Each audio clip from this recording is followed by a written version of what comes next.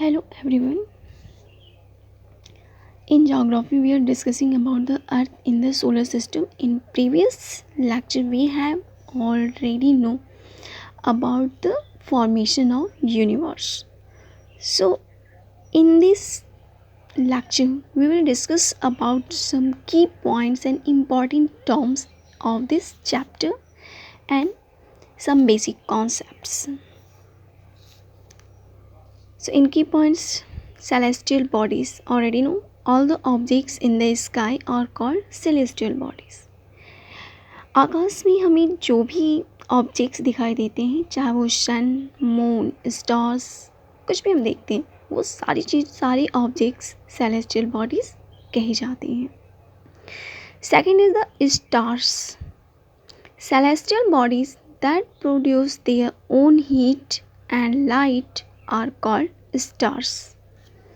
कि we celestial bodies that have produced their own heat and light.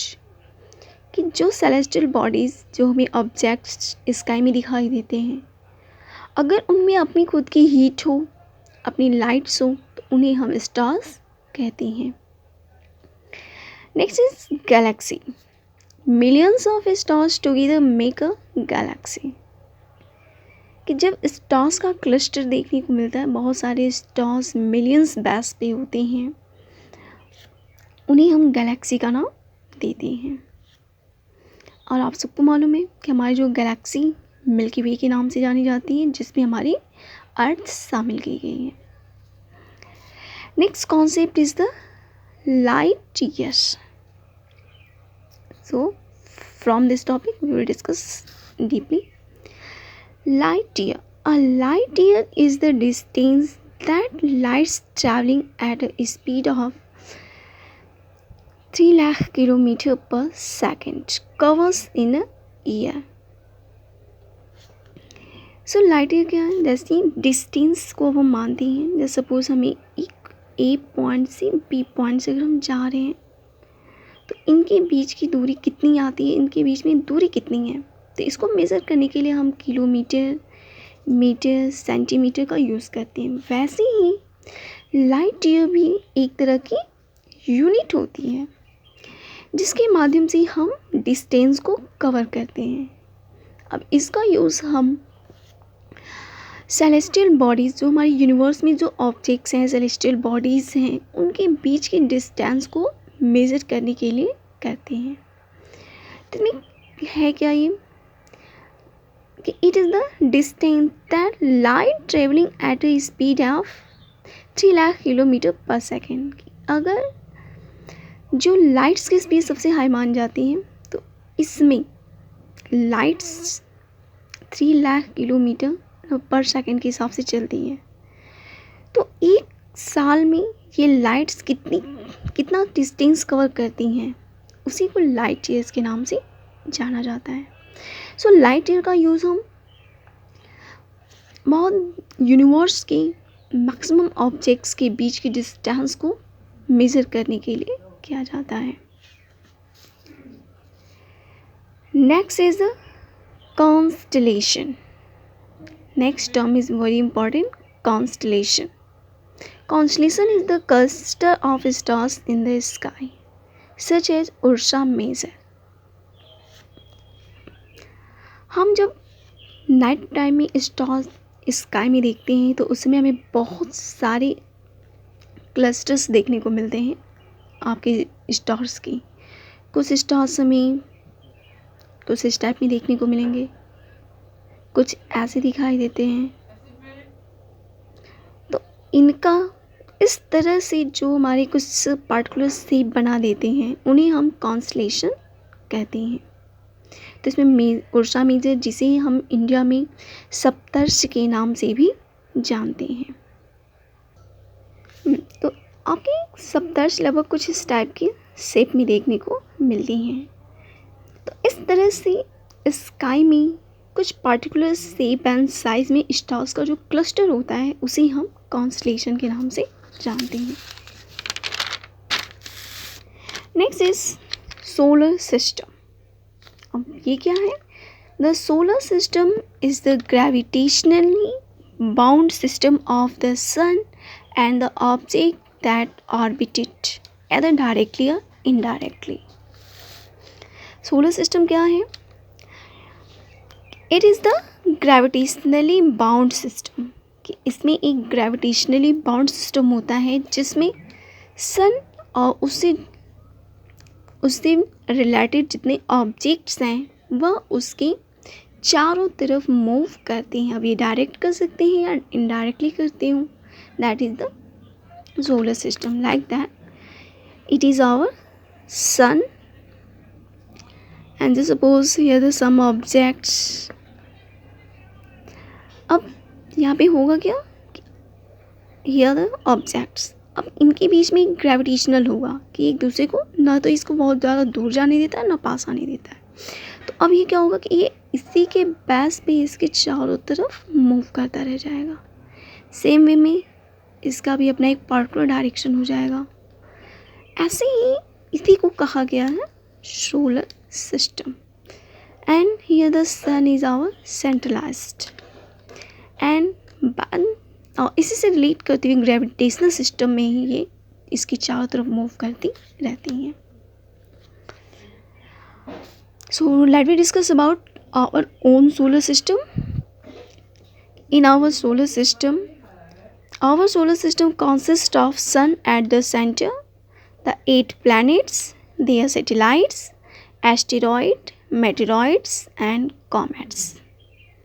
हमारा जो solar system है इसमें क्या क्या चीज़ें शामिल हैं. तो इसमें क्या होता है कि सन एट द सेंटर. मैंने बताया कि सोलर सिस्टम के सेंटर में एक के बीच में एक सन होता है, बहुत ही पावरफुल स्टार होता है. दैट इज़ उसी हमने सन का नाम दिया है अपने सोलर सिस्टम में. 8 प्लैनेट्स, हमारे सिस्टम में 8 प्लैनेट्स हैं. देयर सैटेलाइट, प्लैनेट्स के सैटेलाइट्स. एस्टेरॉइड्स, अभी हम डिस्कस करेंगे what is the meaning of the asteroid, meteoroids and comets. So all these basic things we find in our solar system, or you can say that by all these objects, all the gravitationally bounded and they are rotate at our sun. इस सन के चारों तरफ ये सारी चीज़ें directly या indirectly rotate करती रहती हैं. That is the objects of solar system. So let me discuss in detail. Sun. The sun is made up of extensively hot burning gases, mainly hydrogen and helium. Its surface temperature is of about 6000 degrees Celsius. The sun is made up of intensively hot burning gases. कि काफ़ी गर्म और जलती हुई gases से ये हमारा सन बना हुआ है, जिसमें हाइड्रोजन और हीलियम ये 2 गैसेस बहुत ज़्यादा देखने को मिलती हैं.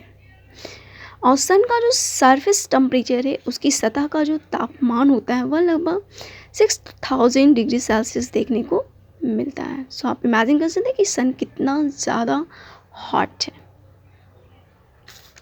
Next is planet.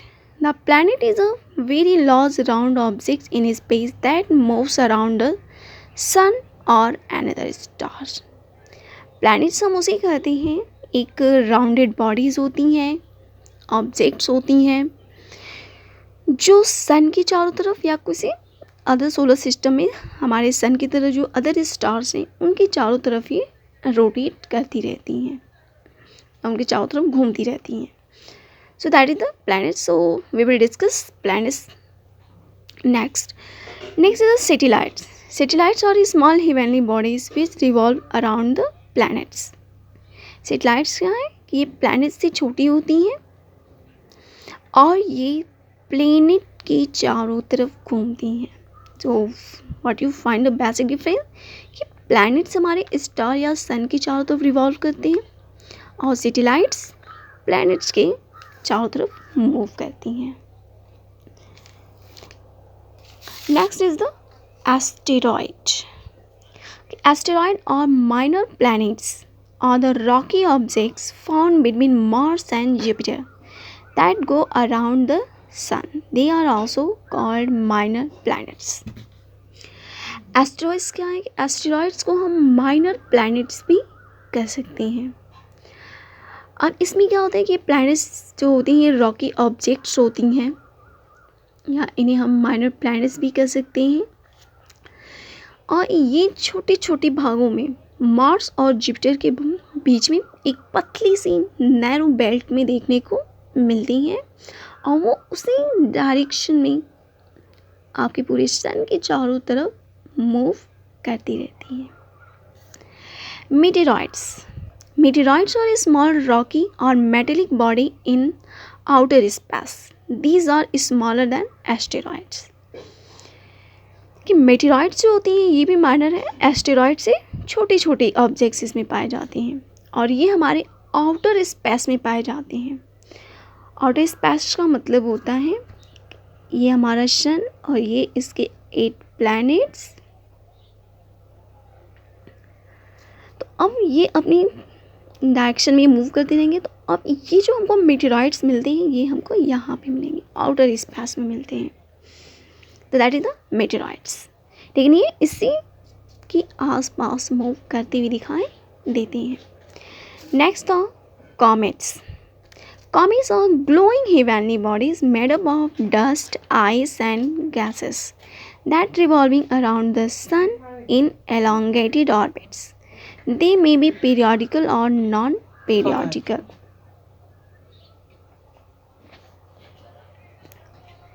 Comets are the glowing heavenly bodies. कि कॉमेट जो होते हैं ये ग्लोइंग बॉडीज़ होती हैं, और ये डस्ट, आइस और गैसेस से बनी होती हैं, और ये जो होती हैं ये आपके सन के चारों तरफ रिवॉल्व करती हैं एक पार्टिकुलर ऑर्बिट में।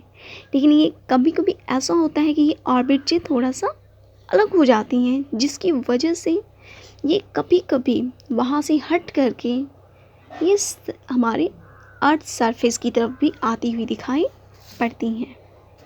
तो ये पीरियोडिकल भी होती हैं और नॉन पीरियोडिकल भी होती हैं। So let we discuss about the planets in our solar system. What is the हमारे सोलर सिस्टम्स में प्लैनेट्स कहाँ से होते हैं? तो already know in our solar system there are the 8 planets that are known as the Mercury, Venus, Earth, Mars, Jupiter, Saturn, Uranus and Neptune. So these are the 8 planets in our solar system, and they revolve around the sun. Already know all 8 planets are revolve around the sun, like it's our sun. So 8 planets revolve around this object. There are 8 planets in solar system. Already know name: Mercury, Venus, Earth, Mars, Jupiter, Saturn, Uranus and Neptune. And these are the in order to their distance from the sun. अब ये order इस पास में कि सन से किस तरह से दूरी पे हैं. तो सबसे पहले Mercury, Venus, Earth, Mars, Jupiter, Saturn, Uranus and after that Neptune. तो आप कह सकते हैं कि आपका जो मरकरी है ये सन के सबसे करीब है और नेपच्यून सबसे बाद में है, और हमारी अर्थ 3rd नंबर पे देखने को मिलती हैं. Classification of planets. So let we discuss कि हमारे जो प्लैनेट्स हैं इनको हमने 2 भागों में डिवाइड किया है, inner planets and outer planets. Inner planets में वो उन प्लैनेट्स को रखा गया है जो सन के काफ़ी करीब हैं. तो इसमें Mercury, Venus, Earth and Mars इसमें आती हैं, और इसमें मैक्सिमम ये जो प्लैनेट्स हैं ये रॉक बेस्ड चट्टानों से बनी हुई होती हैं. Second is the outer planet. Jupiter, Saturn, Uranus and Neptune are known as the outer planets. तो हम देख सकते हैं कि आउटर प्लैनेट्स उनको कहा गया है जो हमारे सन से काफ़ी दूर पे हैं. तो Jupiter, Saturn, Uranus and Neptune, इन्हें हमने आउटर प्लैनेट्स का नाम दे रखा है. They are mostly made up of gases, और ये जो होती हैं ये गैसेस से बने हुए प्लैनेट्स होती हैं.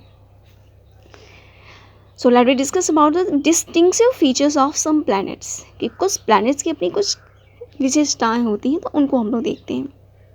कि Venus is the brightest object in the sky after the sun and moon.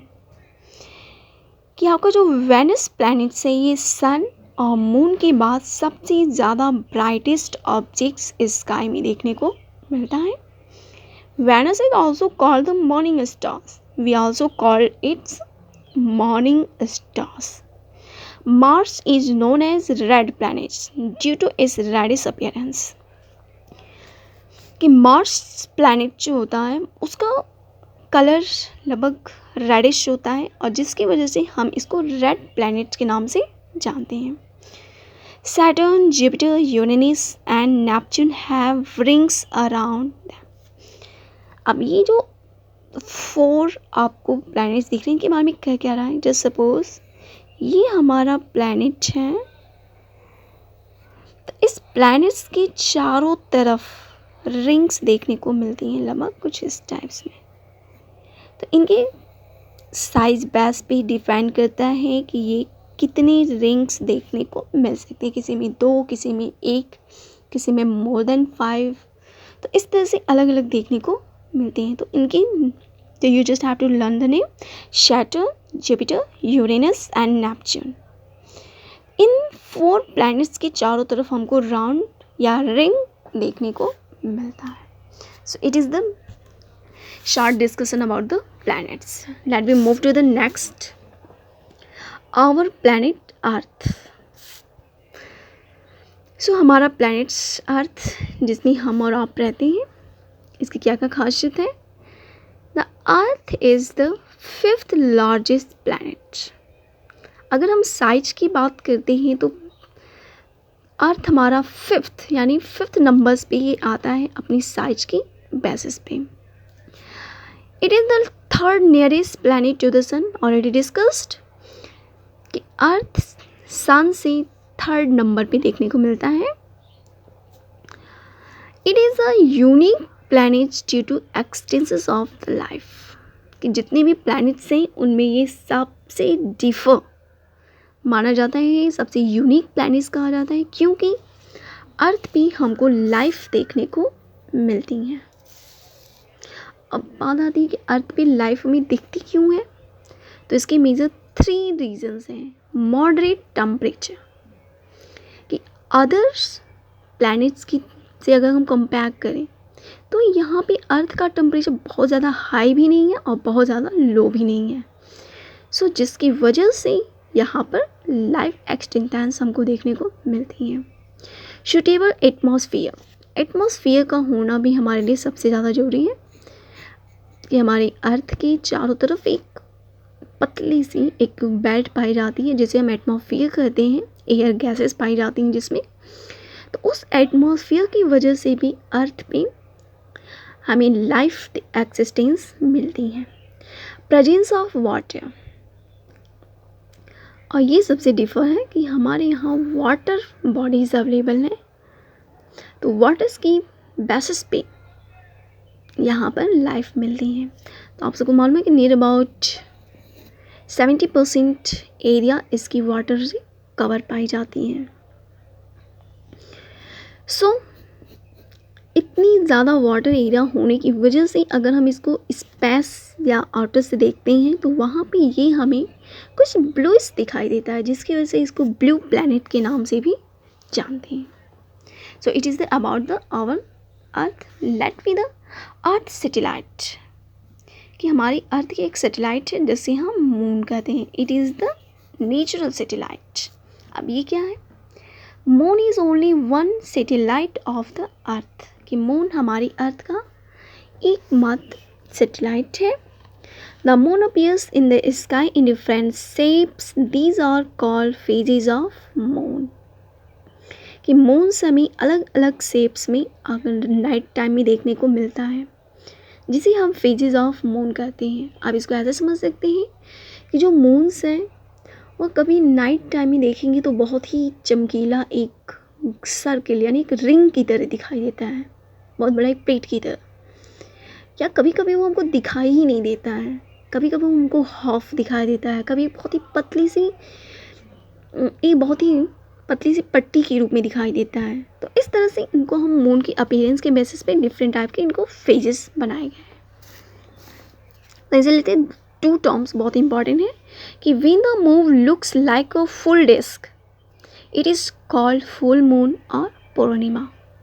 कि जब मून हमें कंप्लीट दिखाई देता है, एक डिस्क की तरह दिखाई देता है, तो उसे हम फुल मून या पूर्णिमा के नाम से जानते हैं। When we cannot see the moon due to not receiving the sunlight, it is called new moon और अमावस्या। कभी कभी ऐसा होता है कि मून जो होता है उस पर सनलाइट्स अच्छे से नहीं जाती हैं, वो रिसीव नहीं कर पाती हैं सन से। तो ऐसे कंडीशन में हम सब मून को नाइट टाइम में नहीं देख पाते हैं नाइट में। सो जिस वजह से इसे हम वो हमें मून बिल्कुल दिखाई नहीं देता, तो उस कंडीशन को हम न्यू मून या अमावस्या के नाम से जानते हैं। So it is the short summary of chapter 1 in geography, our earth in the solar system.